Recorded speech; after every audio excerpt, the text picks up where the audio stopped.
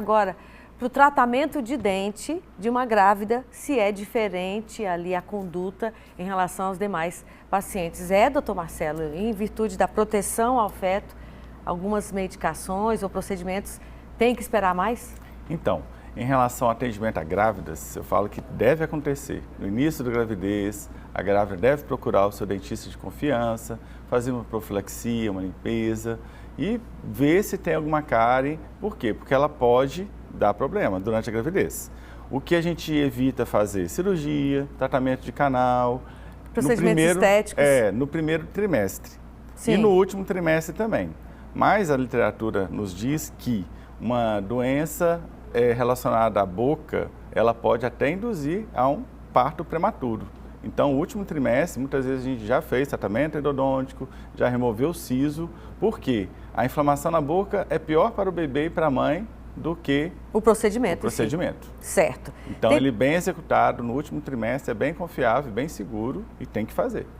Esse telespectador faz o seguinte comentário. Diante desse caso exposto, que é o do médico cirurgião plástico lá do Espírito Santo, gostaria de saber do Dr. Marcelo quanto à urgência no atendimento odontológico no caso de uma restauração quebrada. Então, uma restauração quebrada não é um caso simples. Pode ser considerado um atendimento de urgência? Então, boa Dependendo. pergunta. Boa pergunta desse telespectador, porque a gente não pode generalizar. Sim. O que é uma fratura de uma restauração? Pode ser pequena, pode ser grande. No caso do médico, talvez foi até uma fratura dentária, uma restauração que quebrou o dente no meio, e que é muito comum, e que os pacientes nem têm a ideia da gravidade. Acontece demais, relacionado ao quê? Ao que a gente já falou, sobre o bruxismo e o apertamento. Sim. Que causa. Então, atendo muitos profissionais, principalmente da área da saúde, pastores, que quebram muito o dente.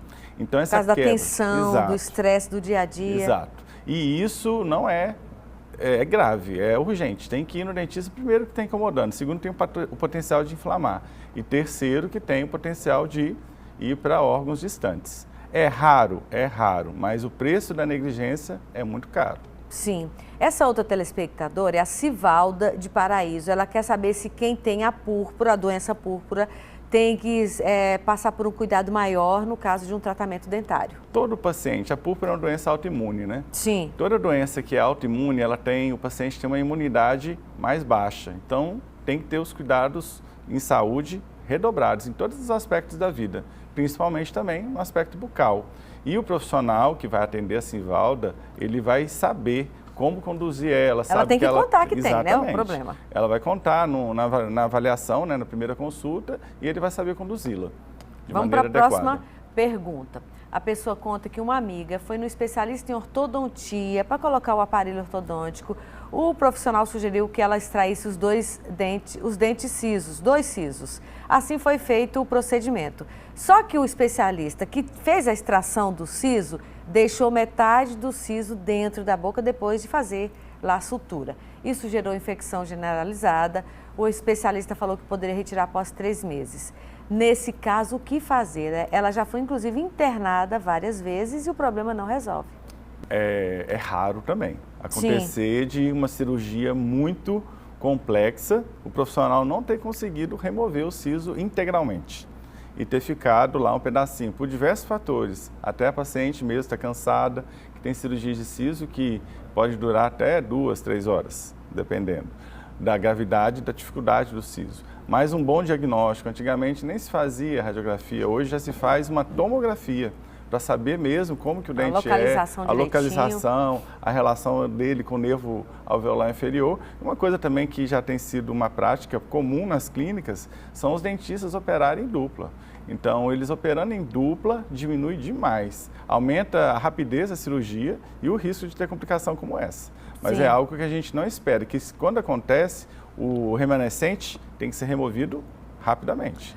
A cirurgia de extração do siso, a gente tem um receio ainda maior.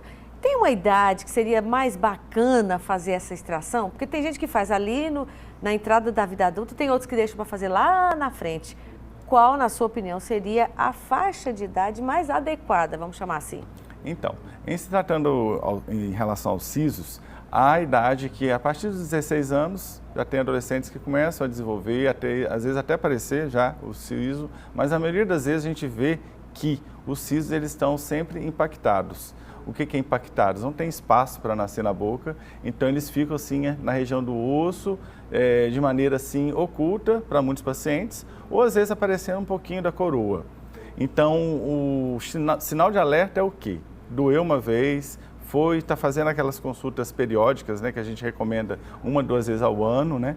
Feita a avaliação radiológica, feitas as imagens e o dentista já avaliando, ele vai recomendar a remoção do siso, porque ele mal localizado, mal posicionado, podendo promover retenção de alimento, podendo até casos de tumor relacionado a siso existem. Então, a remoção deles, a maioria das vezes, é indicada. Essa outra telespectadora conta que fez facetas e tem muita dificuldade do uso do fio dental, porque sempre há sangramento. É normal? Não é normal. Se há sangramento, há problema.